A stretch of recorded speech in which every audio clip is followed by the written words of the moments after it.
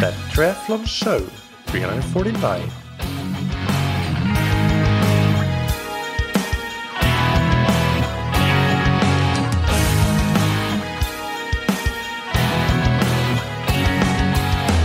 Hey, what's up everybody, and welcome back to another episode of That Triathlon Show, the podcast presented by scientifictriathlon.com.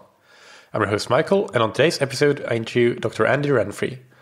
Andy is a sports and exercise scientist with a background in and passion for running and middle distance running in particular.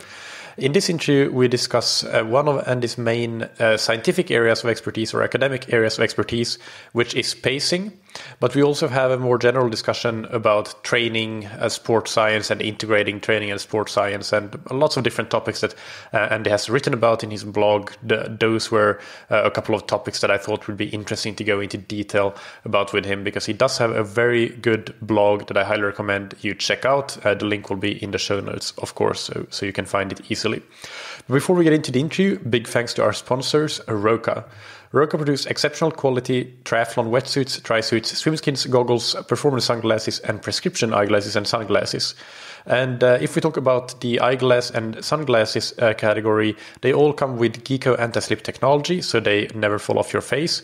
They are extremely lightweight and they have fantastic optical qualities. The performance sunglasses are used at the very highest level in sports, from triathlon through speed skating to outdoor and adventure activities. And for prescription glasses, there is also a home tryout program, and you can renew your prescription with a simple online vision test at home in front of your computer. All products have multiple options for frames and lenses, and they all come with a 2-year warranty. And personally, some of my favorites include the Rory prescription glasses, the Phantom Aviator sunglasses, and the Matador and Matador Air performance sunglasses for sports. Visit roka.com/TTS for 20% off your entire Roka order. And thank you to Zen8. The Zen8 Indoor Swim Trainer is a swim training tool that you can use at home that allows you to improve your technique, work on power and stamina, and save time and stay consistent even when you're not able to go to the pool. It's a fantastic way to work on swim-specific core activation because the instability element of the swim bench forces you to stabilize your core. And it helps you work on a high elbow catch because the height of the bench is perfectly designed for making you keep that elbow up. You can get tips and specific workouts to use on the trainer on the Zen8 social media channels like YouTube and Instagram. The Zen8 Swim Trainer is very affordable, and even more so with a 20% discount code that you can get on zen8swimtrainer.com/TTS. Now, without any further ado, let's get into the interview with Dr. Andy Renfree. Welcome to That Triathlon Show, Andy. How are you doing? Good, great, thanks. Can you start by just giving us an introduction? Tell us who you are and what your background is in endurance sports. Right, hi, I'm Andy Renfree. I'm a principal lecturer in sport and exercise science at the University of Worcester in the UK. I teach on a range of undergraduate and postgraduate modules related to exercise physiology and sports science.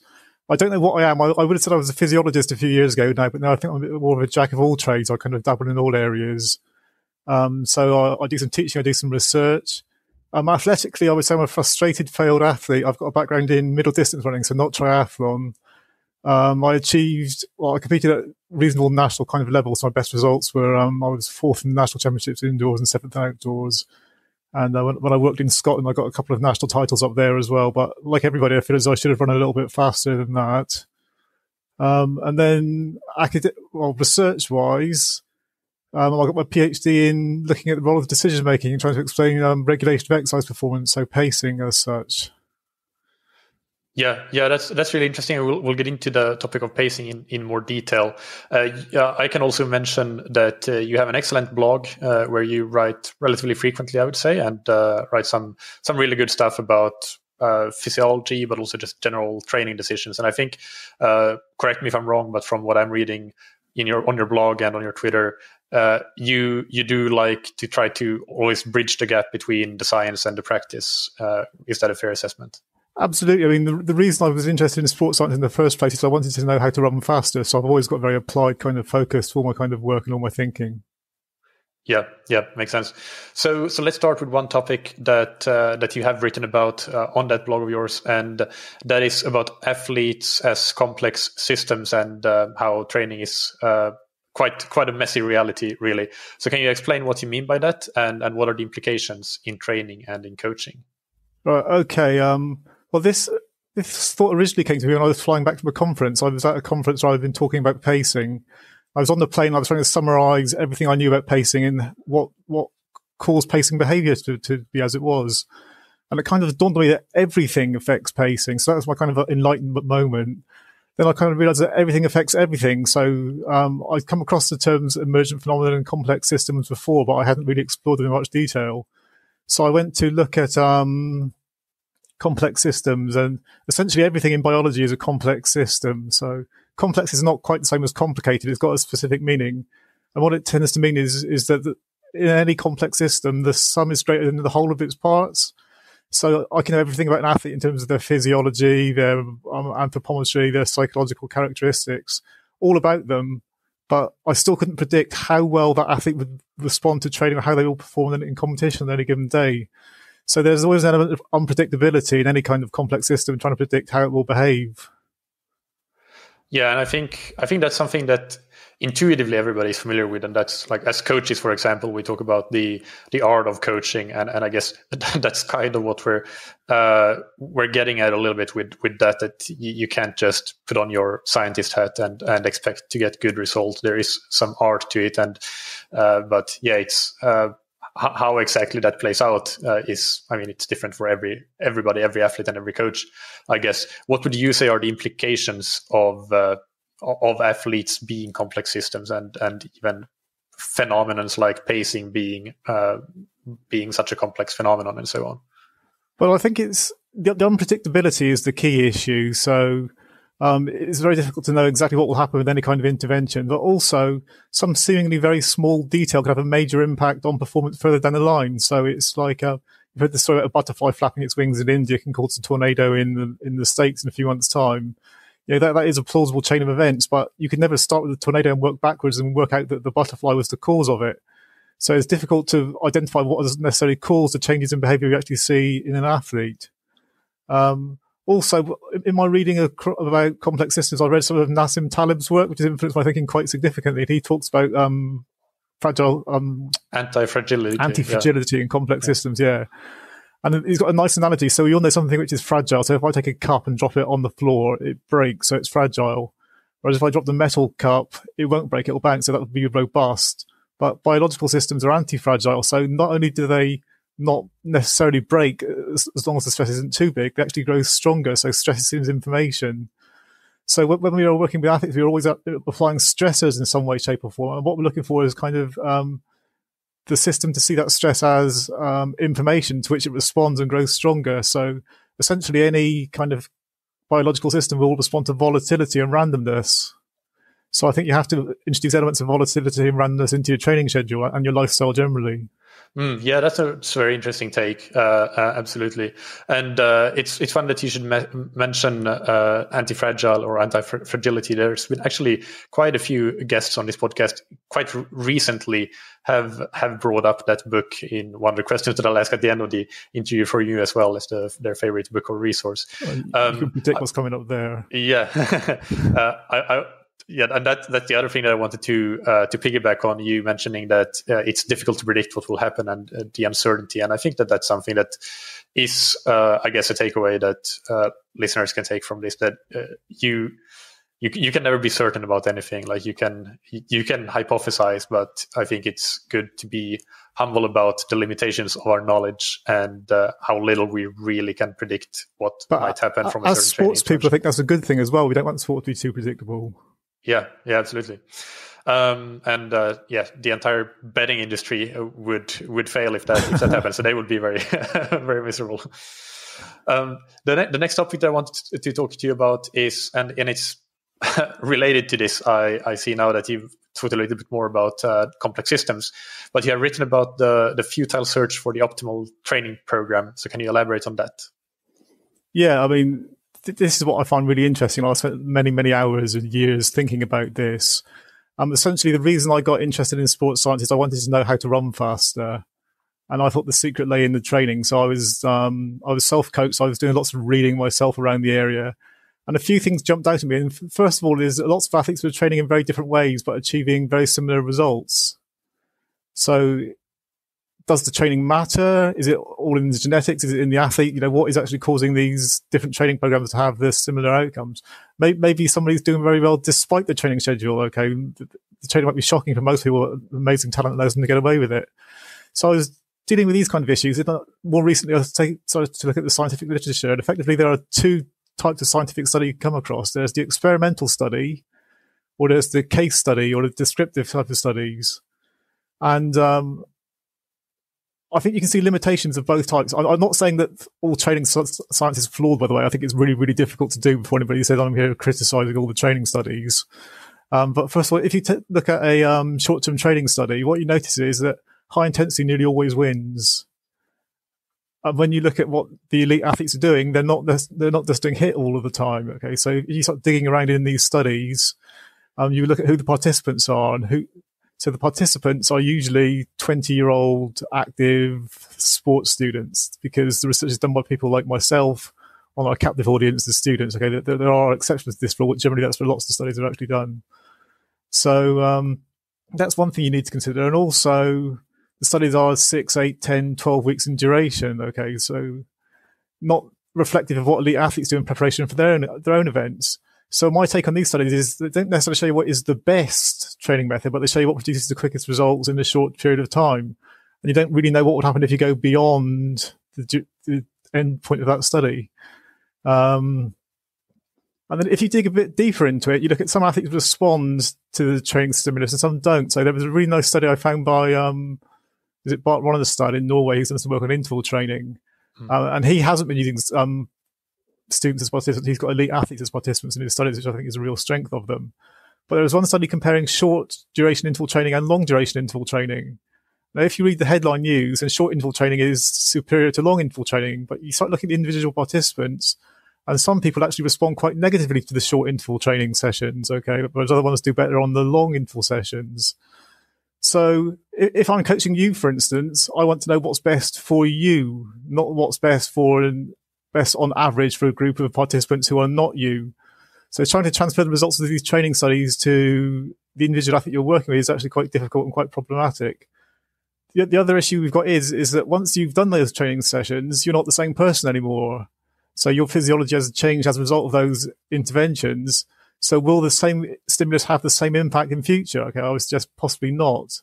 So I think there are some limitations to the experimental studies of that type.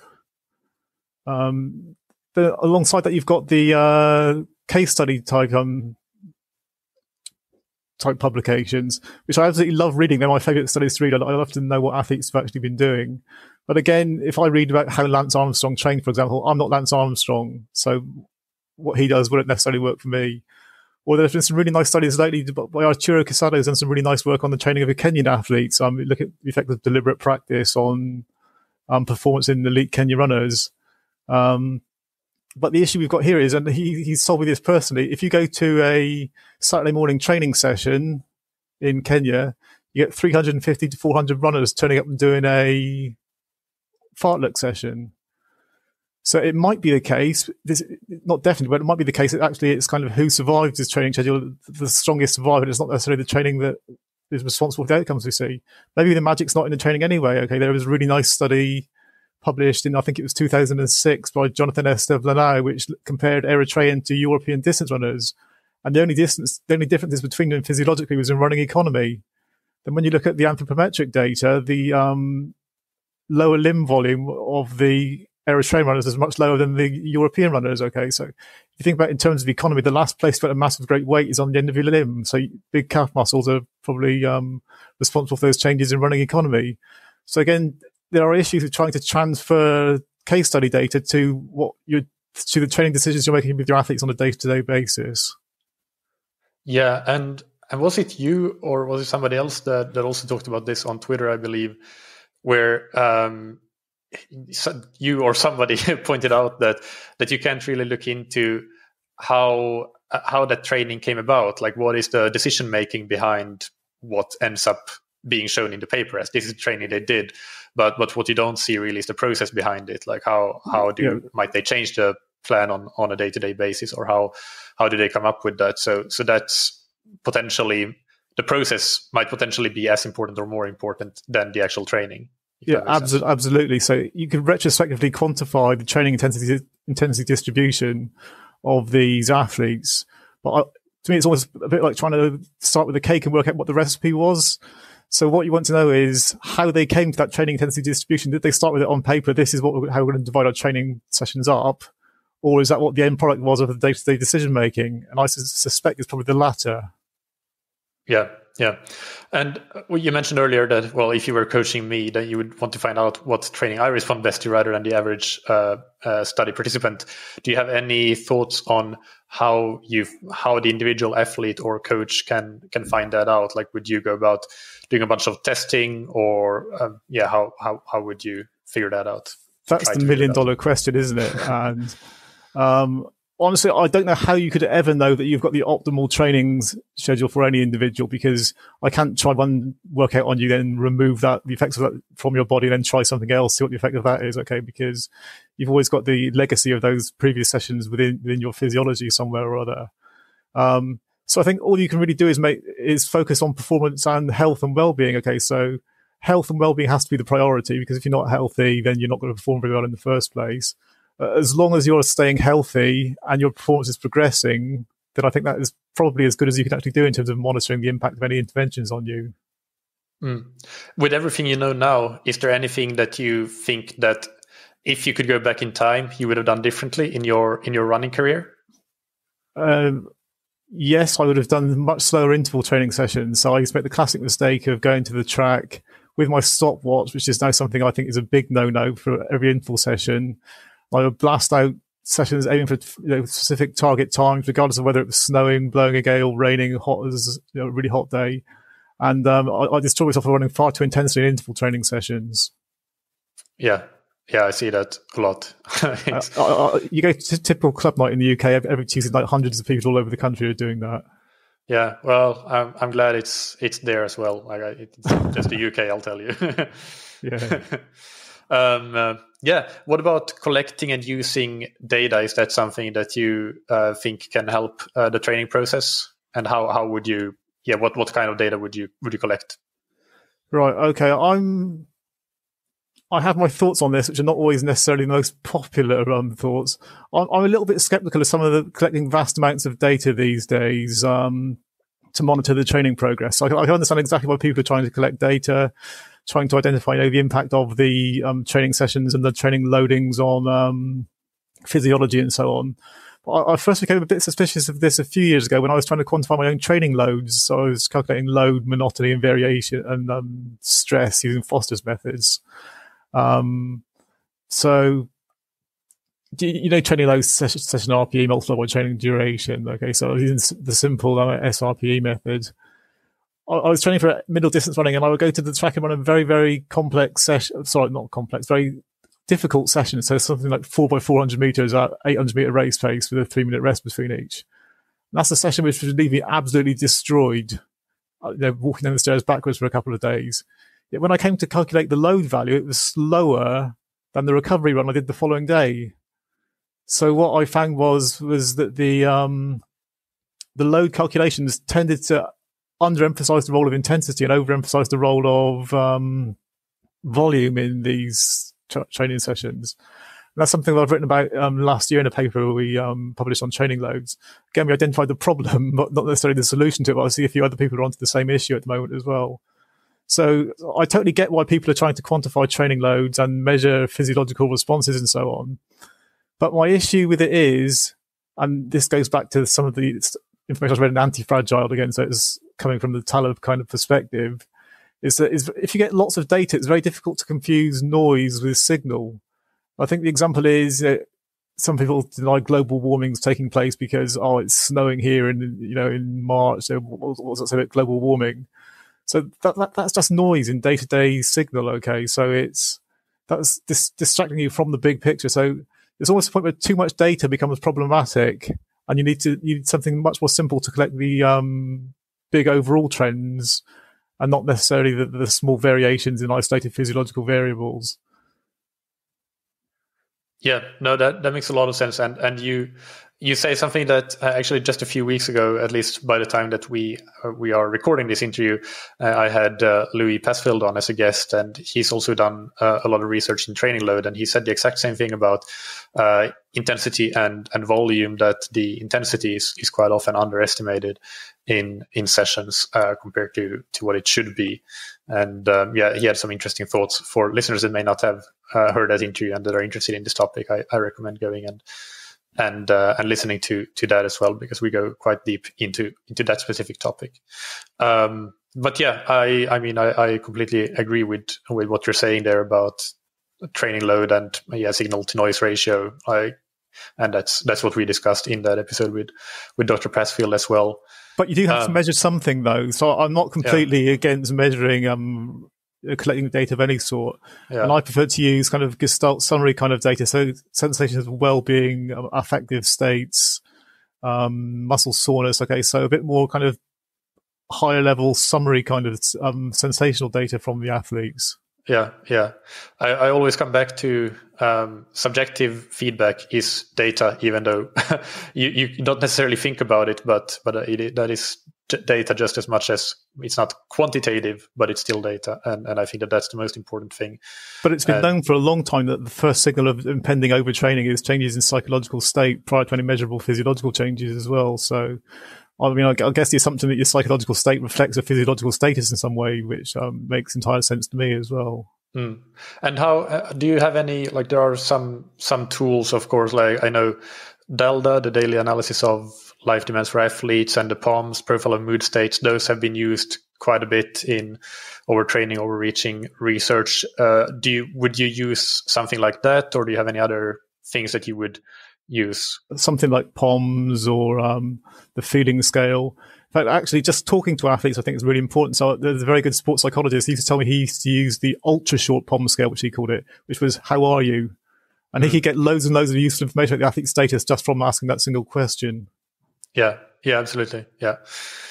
And what about one thing I want to ask to you then as a follow-up to that, if the main, you expressed some skepticism there around some of the data collection that we're doing, but how would you, and also about bringing a stopwatch to the track, for example, how would you prescribe workouts if you're coaching an athlete? Let's say it's a runner. Would you use RPE or heart rate or pace? Or I guess it might depend as well on the type of session. So you can elaborate on exercise prescription from your perspective.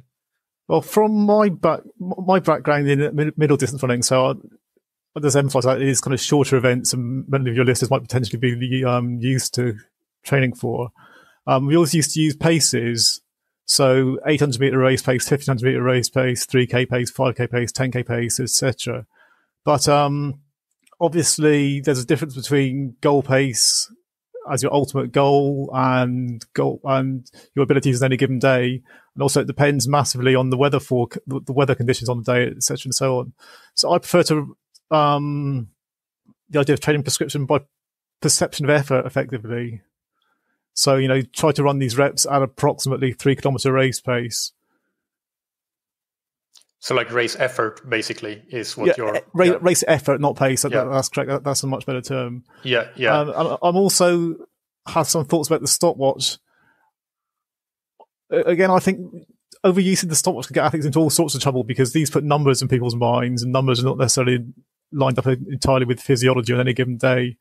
So, for much of the time, I would prefer to use the athletes prescribed training based on perceptions of effort or feelings rather than times as such. And this isn't overly new, okay? So I'm quite interested in the training methodology of Mihaly Igloy, who did loads of work with interval training in the 1950s and the 60s.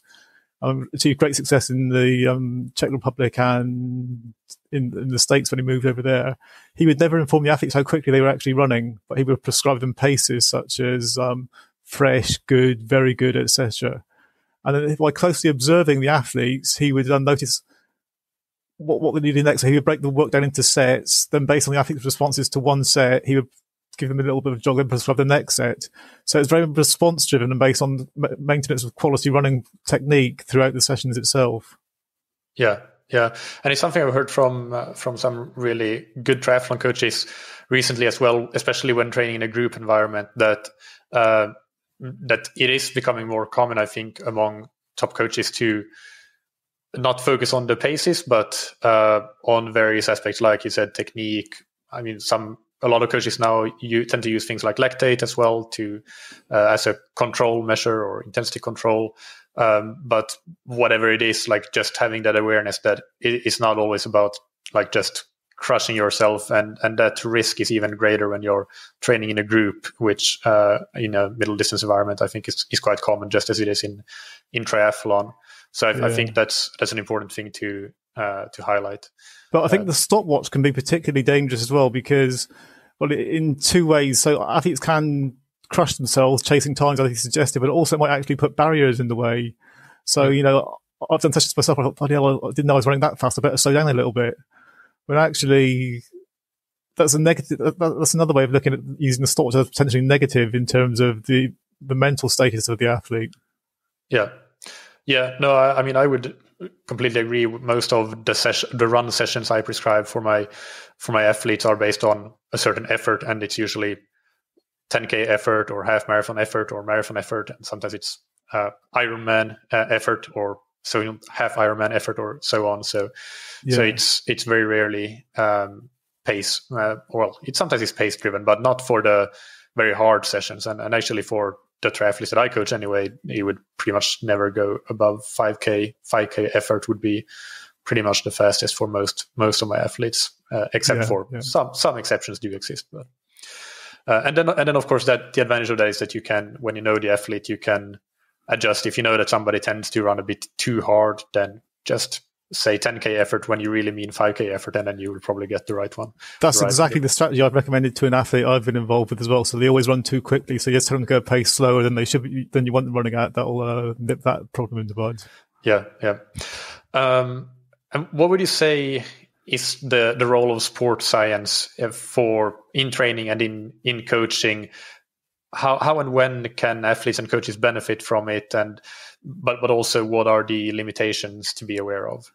Okay, I think sports science is essential for coaches to use. It's going to be evidence-based practitioners. Hopefully, everybody is evidence-based practitioners. Now, I think most good coaches these days are, and there has been research showing that the best coaches or the expert coaches, they do refer to sports science in informing their practice.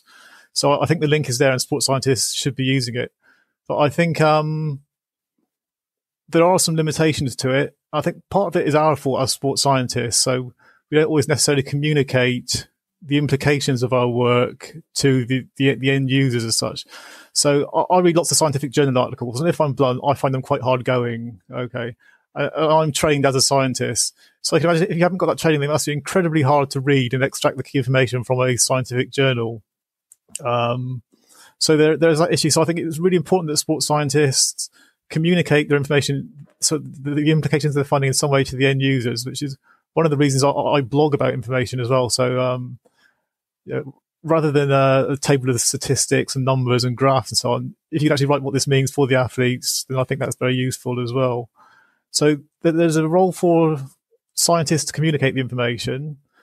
I also think it's very important for scientists to actually understand sport as well. That sounds obvious, but I have come across some people who are excellent scientists who call themselves sport scientists, yet they've got very limited knowledge of sport itself. Okay, so they're answering questions that maybe the coaches don't want answering. So, they're answering questions that are just the wrong questions. But what I would also like is, I'm really, really happy when a coach approaches me and asks me about a problem they've got with their practice. So I think we need to increase that dialogue. I would encourage coaches to come to the athletes coaches to come to the sports scientists and ask them their advice and opinions. And what I would really like is somebody to come to me with a research question they want to address, because then I know that I'm answering the problems that the coaches have actually got.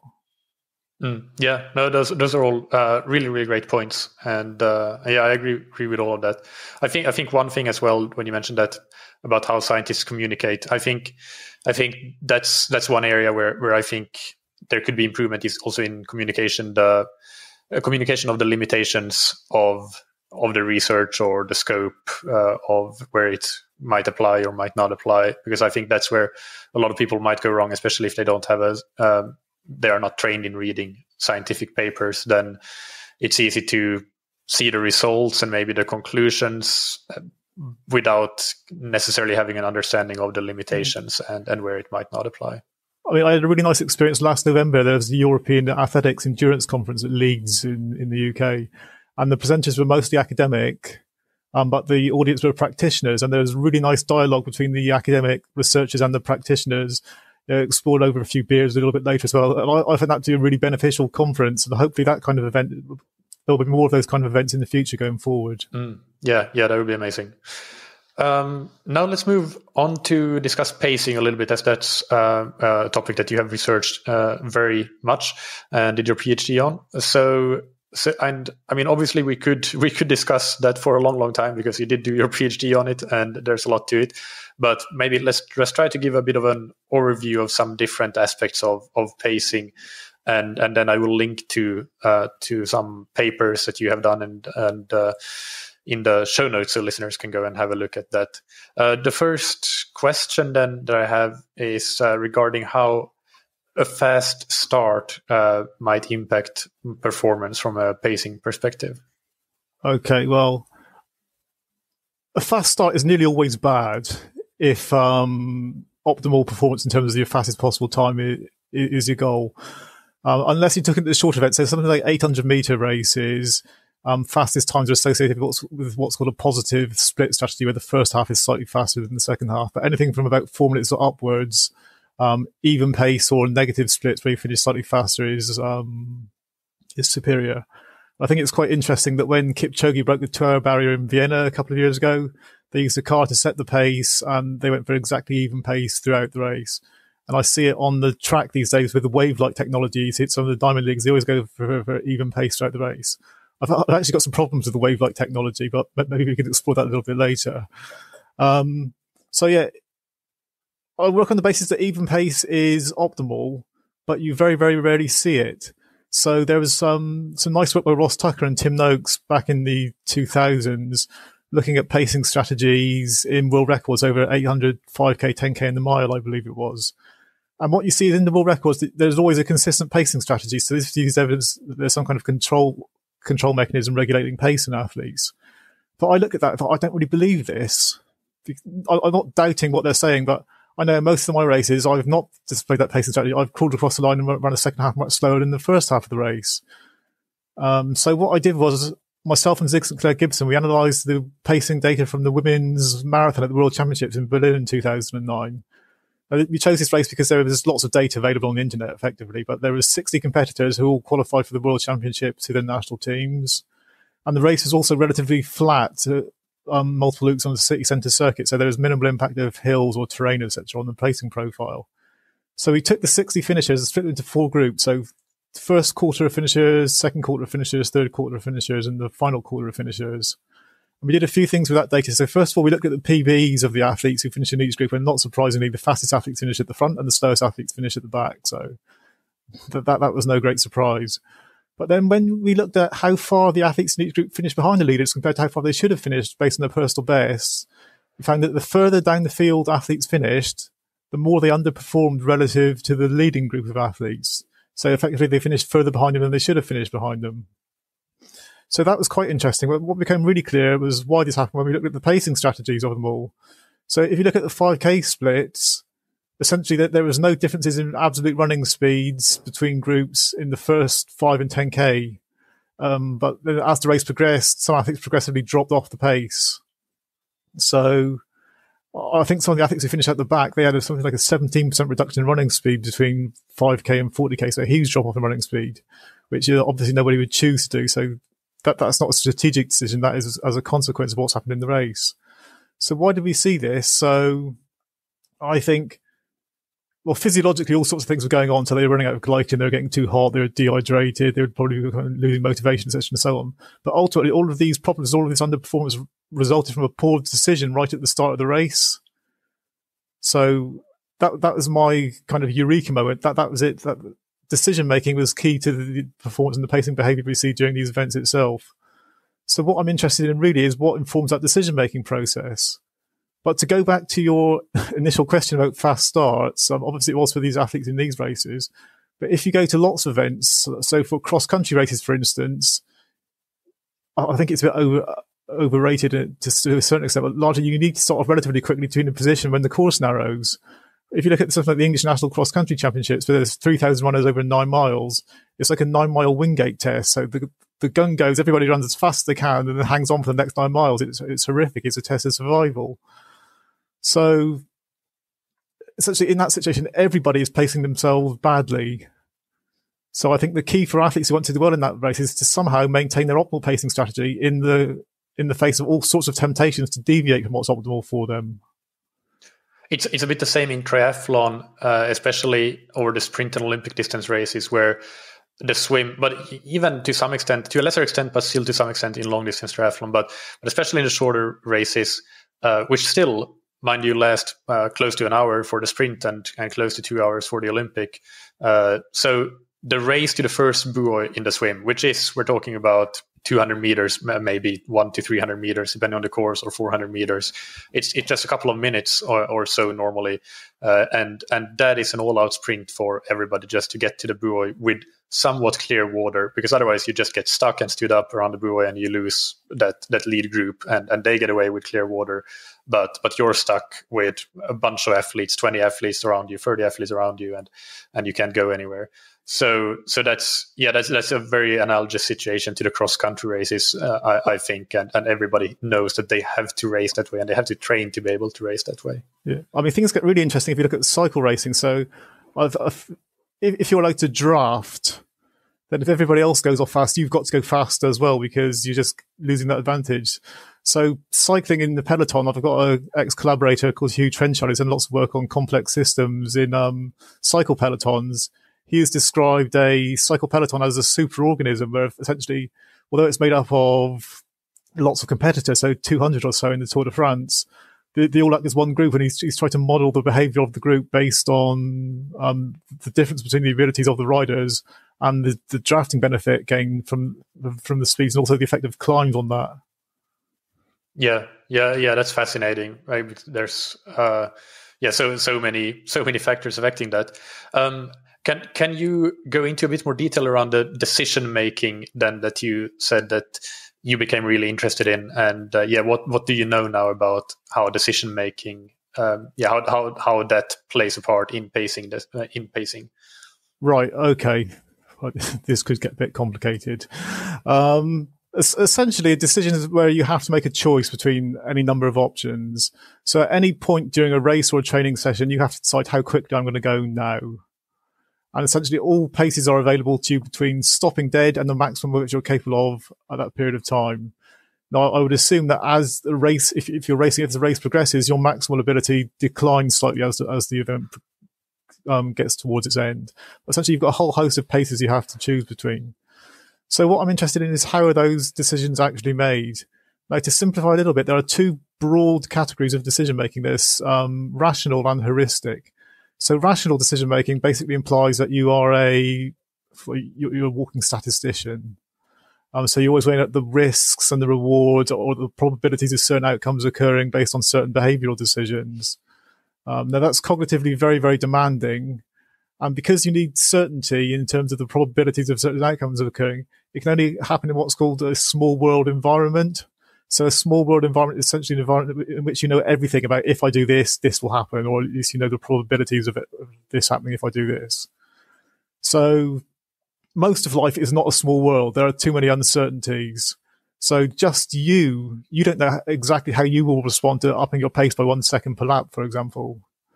And let alone you have no idea how your opponents will respond to that as well. So I would argue that because pacing and racing is not a small world, you can't really make rational decisions in terms of pace regulation during the event itself. So your only alternative then is to use heuristic decision making, which sounds a bit basic, to be honest, but in reality, can you define heuristic decision making? Yeah, gut instinct, rules of thumb, that kind of thing. So essentially, you ignore most of the data available to you and just focus on a few key features of the environment. So I'll give you an example, which we talked about in a review paper we wrote in Sports Medicine a few years back. there's something called the affect heuristic. So affect is your kind of emotional state at any given moment in time. So how positive or how negative you feel overall. So if you've got a decision to make, if you're choosing between two options, you will go for the option which produces the most positive or the least negative affective response. So I give an example of if I'm a middle distance runner. So my goal as a runner, which I failed to achieve, was I always wanted to run a 4-minute mile. Okay, never did it. But imagine if I was coming up to the bell in my 4-minute mile attempt, I will receive information. So there's a clock beside the track saying 2 minutes 55. So I know I've got a good chance of achieving a sub 4-minute mile. This will produce a positive sensation. So I will think there is rewards associated with engaging this behavior. So I will go for it. I will try to accelerate and maintain my speed over the final lap of the race. Alternatively, if I come up to the track and the bell and the clock says 3 minutes 10 seconds, that's it, never going to happen. So I feel negative. Okay. So I either just jog in, so bin it for the day, or I attempt to pursue it, even though I know it's going to be futile. So there is no reward associated with trying to pick up the pace over the final lap if I'm not going to achieve my goal, but there is a risk, so fatigue, physiological damage, and so on. So based on the information I receive from that clock, that affects my affective response, and then that will impact on the decision I make with regards to my pacing behavior. And I'd just like to clarify also, so sometimes RPE, or rating of perceived exertions, would be implicated in pacing behavior as well. Affect and RPE, they appear to be related, but they're not exactly the same thing. So for instance, if I was aware that I was going to achieve my 4-minute mile goal, my RPE could be very, very high, but although I was feeling very positive, but because I was feeling very positive, I might be more willing to tolerate that high RPE over the final lap of the race. Okay. Whereas in the situation where I see the slow time beside the track, my RPE might be equal, but because my affective response is low, I bin it and jog in, my RPE will drop over that final lap of the track. Yeah, I think most athletes have experienced that when you're having a good race, you can push yourself and it hurts, but you kind of enjoy that pain and yeah, exactly. Good pain. Yeah, exactly. And then when you have a bad race, on the other hand, then you just it's always such a struggle to not just bin it, as you said, and because it's so intolerable to put yourself through that pain when it seems like that you're not getting that reward for it. So yeah, I think big risk, but little reward. So the risk reward balance seems really, really important. Yeah, that's fascinating. Do you think that are there any practical implications, for example, in terms of what data you should have available to you or not have available to you to I don't know, pace better? Is that something that you can glean from that information? I'm doing some work on this, so I don't want to give the game away at the moment because in case any potential participants in my study are listening. So, but there's some really interesting stuff done looking at deception during time trials. So I'll describe an experiment one of my undergraduate students did here a few years ago. Gavin Thomas, who's now lecturing here as well. He did quite a devious but very simple experiment. So he had participants coming into the lab on 4 occasions to do a 10K time trial on ergo. And he told them all the study was to look at familiarization or something like that. What he was actually doing was much more devious. So the first trial was a kind of familiarization trial. Then on 3 more occasions, they came in to do a 10K TT. But they were moving a marker up a screen. So essentially all they had to do was watch the marker move up the screen until they get to the finishing point. And there was a clock beside the marker. But on one occasion, the clock was running at the correct time. On one occasion, it was running 3% too slow. And on one occasion, it was running 3% too fast. So when it was running slow, they thought they were doing better than they really were. When it was running fast, they thought they were doing worse than they really were.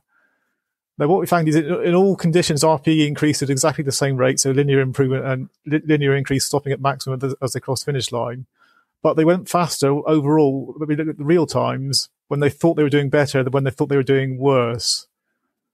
So that presumably what they were doing is they were comparing their progress towards their performance during the baseline trial. So it's that concept of goal progression which seems really, really important. And as soon as you become aware that you're not going to achieve your goal, or you get a goal performance discrepancy, then your affective state becomes more negative in nature. So I think the biggest implication is appropriate goal setting, because if you get that goal wrong and you don't achieve it, then you are going to get negative psychological responses as the event progresses.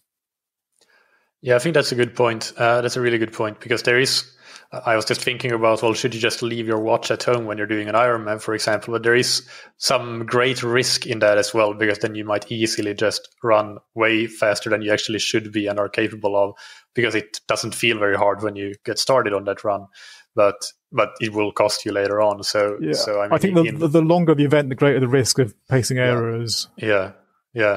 So I guess then, as you say, it comes back to goal setting to minimize the risk of getting in that state where you're not capable of achieving your goal anymore, and then you throw the cards in. So but goal setting is much easier when your goal is a fast time or a specific time. It's much more complicated when my goal is to win.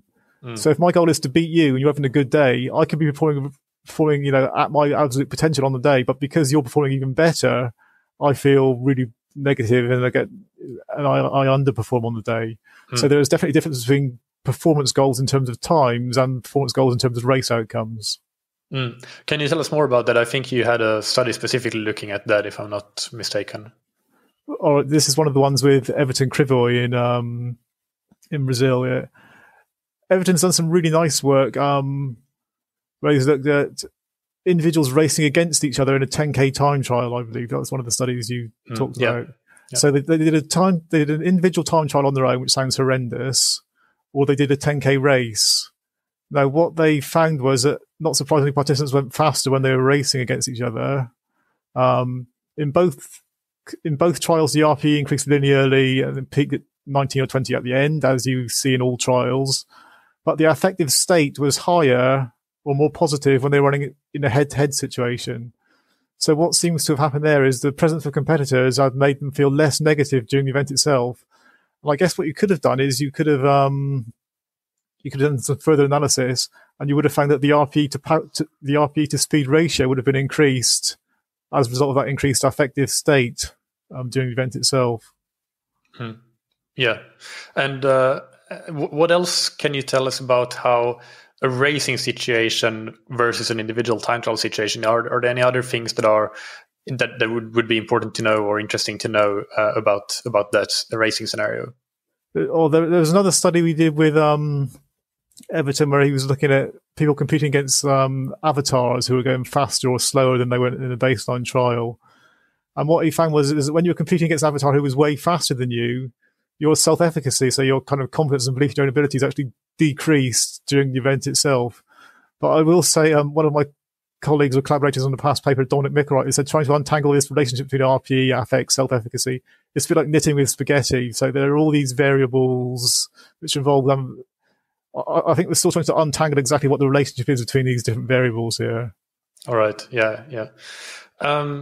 What about, do you know, have you done any work in ultra endurance racing, including, for example, Ironman or just ultra running, and anything that you would say there? You did say already that pacing mistakes are more costly the longer the race, which makes sense. Is there anything else that you know or would speculate about ultra endurance pacing? I've done been involved in a couple of studies which looked at ultra endurance races. One of which was because we were interested in the effects of aging on pacing. So we looked at it was a 100-kilometer ultramarathon which incorporated the World Championships one year, and all the masters age groups ran together, and males and females ran together. So we tried to untangle the effect of gender and age on pacing ability during these kind of events, because we were kind of working on the assumption that males and females would pace themselves differently, because allegedly there are differences in competitiveness between males and females, but as a father of two daughters, I refuse to believe that females are not very competitive. They're the most competitive people I've ever met, but on average, apparently females are less competitive than males are. And also the motivational profile of athletes changes as they age. So younger athletes are more competition driven, whereas older athletes are more social and recreationally driven. So what we essentially found was we did find differences between males and females. And essentially, females pace themselves far better than males do. So there could be physiological or psychological reasons for that. my hunch is that females are essentially more sensible. So they slow down during the race, but not to the same extent as males actually do. So but there are definitely differences between males and females, and that's been discovered in other studies as well. We didn't find any effect of age on pacing strategy, which was a slight surprise to us, but the sample size was a bit limited in some of the older age groups. But what we did find was that regardless of whether they did well or a bit badly, whether they were male or female, an event of that duration is characterized by a negative pacing strategy. So there's essentially a slowdown as the race progresses. Now, there was another study looking at risk perception we did with Don Mickelwright. This was looking at a 100-kilometre race across the east of England somewhere. And again, we found a overall reduction in pace as the race progressed. So a positive pacing strategy. And how does risk perception, how did that play a part? Oh, right. Okay. Yeah. So in the risk perception paper, this was a paper which contained 2 studies on 2 very different populations. So one was a group of well-trained ultra-distance runners who did a 100-kilometre race. And essentially there is a risk-taking questionnaire. So this characterizes or quantifies individuals' perceptions of risk. So I think there were 24 or 26 runners in this study. We split them in half based on their risk perception profile. So a high-risk perception group and a low-risk perception group. Essentially those who were low-risk perceivers started faster relative to their average race pace and finished slower than those who were low-risk perceivers. Now, the second study in this paper was students. High risk perceivers. Do you mean high, like risk, less risk averse, or what does risk perceiver mean? Because the way it sounds to me, it is more risk averse. They started slower, slightly slower start, and less of a positive split. Yeah. Okay, yeah, got it. Okay. Then the second study in the same paper was students doing a 5-kilometre cycle time trial in the laboratory, and again, those who perceive risk higher started more slowly relative to the average pace, and those who are the opposite. Yeah. I'm confused by perception and taking here. Okay.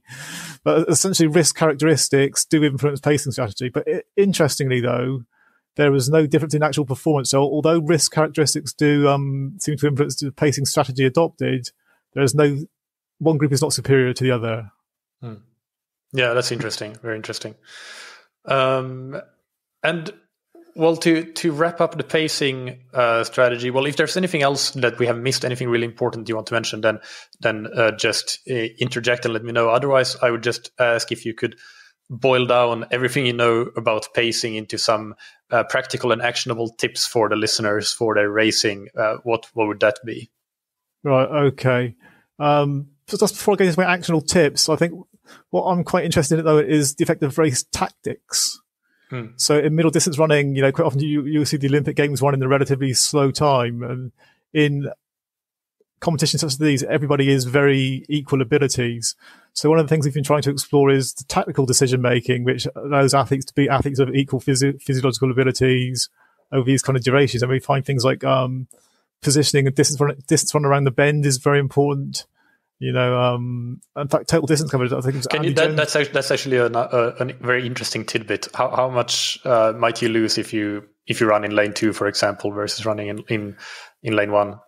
Well, Andy Jones wrote a paper in 2000, I believe. It was looking at the 2000 Olympic 800-meter final, which was won by a German guy, Nils Schumann, in 1:44 and a bit.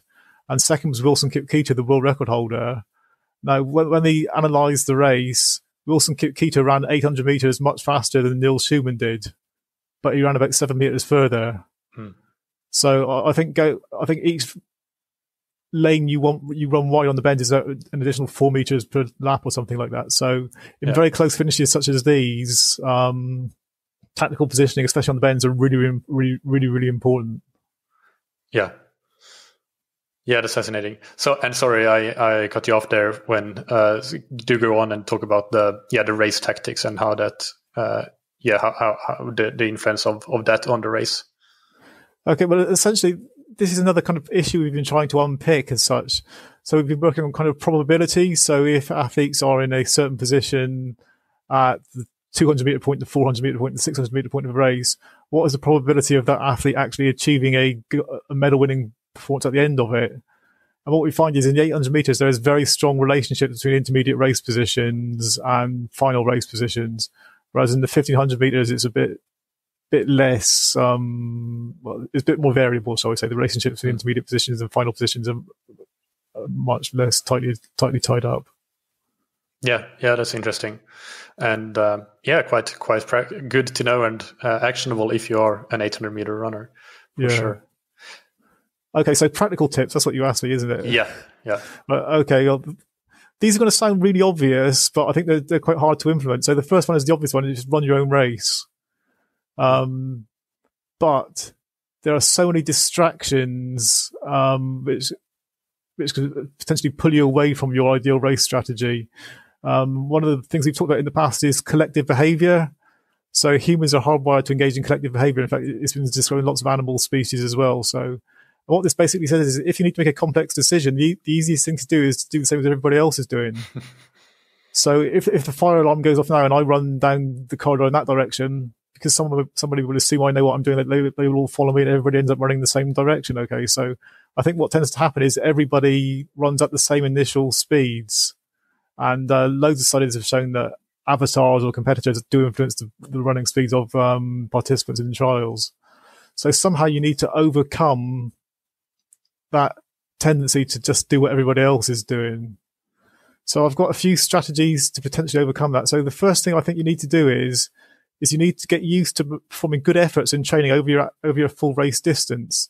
Now, that's easy for me to say as a middle distance runner, harder for you guys to do as longer distance athletes, but certainly good efforts over your entire race duration. So I'll give you an example of what I see. If I was running 1500 meters, or if I'm coaching a 1500 meter runner, I could get them doing tempo sessions on the track of 6 by 1500 meters at tempo speed. Or Sebastian Coe's dad used to coach him, used to get him to run 6 by 800 meters on the road so that he knew what it feels like at certain points of that race. Okay, so that's different to the usual approach of learning what it feels like to run at certain speeds over shorter distances. Okay, so pacing is really all about effort distribution. So get yourself used to running those distances at good efforts. I think if you look at what the Kenyans do for the marathon, they do long, fast runs. That's the most important part of their weekly training schedule as well. So again, good efforts over the race duration. What you can also do is, if you've got a setup which allows you to do this, you can try to make it more difficult for athletes to maintain their pace in the face of others trying to disrupt them as well. So again, something I picked up from Sebastian Coe's training, he used to run long repetitions on the track, but he would get slower clubmates to jump in and out of the reps and try to put a bit of argy-bargy in there and disrupt them from his pacing strategy. So you've got to get used to, the elbows and the knees, etc., and so on, which are potentially quite distracting. So run your own race, train by using good efforts over the race distance or duration. And something which I found really, really useful is visualization. Now, if there was the single most important conversation I've ever had with anybody which has improved my running was with a sports psychologist a long time ago now. It was during a period of time when I was running quite badly, even though I was training very well. So I spoke to this psychologist and he said, "What are you thinking about when you're running?" And I said, "I've got a long way to go and it hurts already." He said, "Well, correct, you have got a long way to go. So you need to change that." So what we did was instead of thinking of it as a 1500 meter race, you would think of it as a 400, a 400, a 200, a 200, and 3 100s. And what you had to do was you had to visualize in the weeks before the race all the possible scenarios which could unfold in each of those race sections. And if this happens, then what will I do? So, for example, on the first lap, do they go out fast? Do they go out really, really slow? Do I find myself at the back, feeling good, feeling bad? Everything which could happen. So if it goes out fast and I feel good, what will I do? And then you do the same for each of the sections, which gets smaller as the race progresses, because as the race progresses, you get tired and you need to shorten those periods if you've got to maintain your concentration over. And that was just like a revelation to me. Races turned into autopilot as soon as I started doing that. Now, looking back at it, I can see that what I was doing was I was making my decisions before the race instead of during the race, trying to think when I'm feeling really, really tired under a lot of physiological strain. So I found that really, really helpful to move your decision-making to before the event instead of during the event.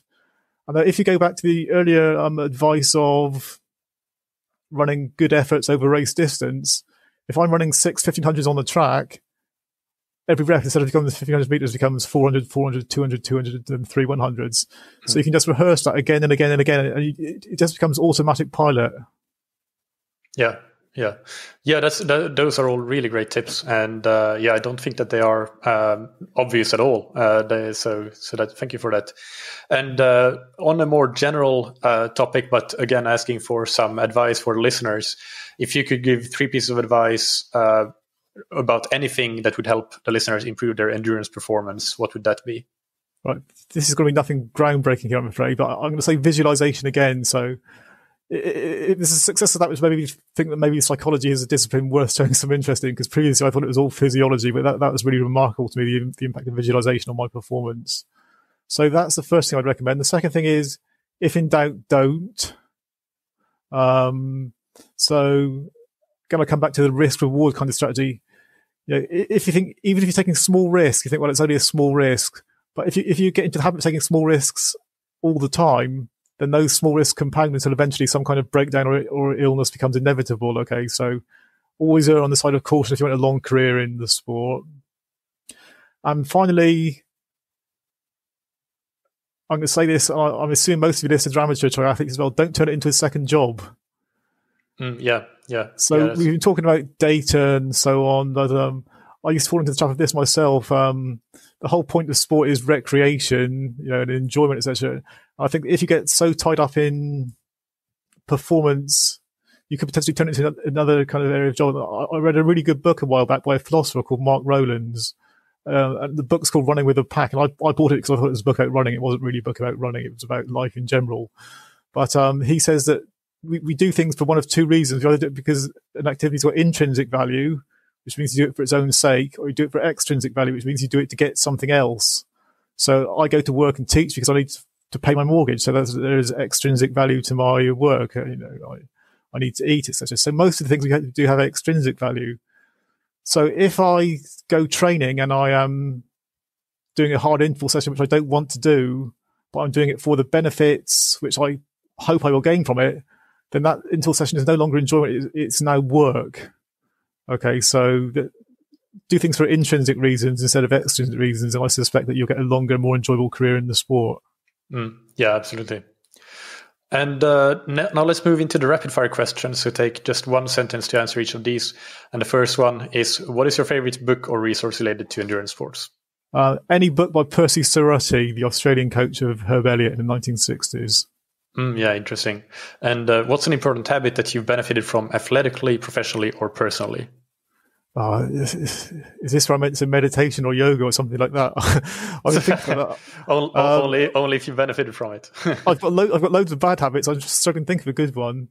I mean, I guess reading outside the discipline. So I read lots, but not all sports science either. I think by reading outside of that area of endurance sports generally, you pick up all sorts of ideas which you can apply to your day-to-day work. Yeah. And who's somebody that you look up to or that has inspired you? Right, this is going to be a bit random because there are loads of people I could have said. I don't want to offend anybody. Italian footballer Marco Tardelli, who scored the greatest goal, had the greatest goal celebration I've ever seen in the 1982 World Cup final. Sorry, which one? 1982. All right. It was the thing which turned me on to sport. I'm going to YouTube that after. I played football all my youth, so I used to be a football obsessive in the 80s and the 90s, but that was the moment. Yeah. Wow. All right. And finally, Andy, where can people follow you? We mentioned already some things, but just repeat that for listeners so they can check you out and all the things you've got going on. Easiest place to find me is probably Twitter, so at Andy Renfree, all one word. Got it. Yeah, and you post links to your new blogs there, so then people will find those as well. I'll put everything in the show notes so that they can find it. Thank you so much, Andy. It's been great to talk to you, and I really appreciate it. Hope to do it again another time. Okay, thanks very much. I enjoyed it too. I hope that you enjoyed that interview. As always, you can find the show notes on scientifictriathlon.com, where we'll have links to Andy's blog, Twitter, and ResearchGate, and also links to a number of studies on pacing. I won't list and name them all here, but they will all be listed in the show notes and episode description from Andy and from his colleagues as well. Also, the books that he recommended, Anti-Fragile and the the book by Percy Cerrodi will be linked. And next Monday on the podcast, I will interview Coach Tim Reed, who many of you might know as a professional triathlete who won the Ironman 7.3 World Championships in, I believe, 2017 off the top of my head, but I may have that year wrong. But anyway, he is a former Ironman 7.3 World Champion. And that's a great discussion that I had with Tim about all things training and coaching. So tune in for that. And in the meantime, if you want to improve your triathlon performance and want help to achieve your goals, then I would strongly recommend you checking out our Scientific Triathlon coaching options and training plans. Whether you're just getting into triathlon or you're trying to qualify for a World Championship event or even want to race professionally, we have experience in all of those scenarios, and we would love to discuss with you and see if we can help you on your triathlon journey. Find out more and contact us on scientifictriathlon.com. And big thanks to our sponsors, Roka, that you can find on roka.com. Check out their wetsuits, tri-suits, swimskins, goggles, and exceptional sunglasses and prescription glasses for everything from day-to-day wear to extreme action sports. And use the promo code that you can get on roka.com/TTS to get 20% off your entire Roka order. And thank you to Zen8. Use the Zen8 swim trainer to improve your technique, power, stamina, and most importantly, your swim training consistency. And get 20% off your order on the swim trainer with the promo code that you can get on zen8swimtrainer.com/TTS. And don't forget that it's a risk-free investment. If you don't love it after 2 weeks, send it back and you'll get a full refund. Thank you, as always, for listening. Keep training smart and keep loving triathlon.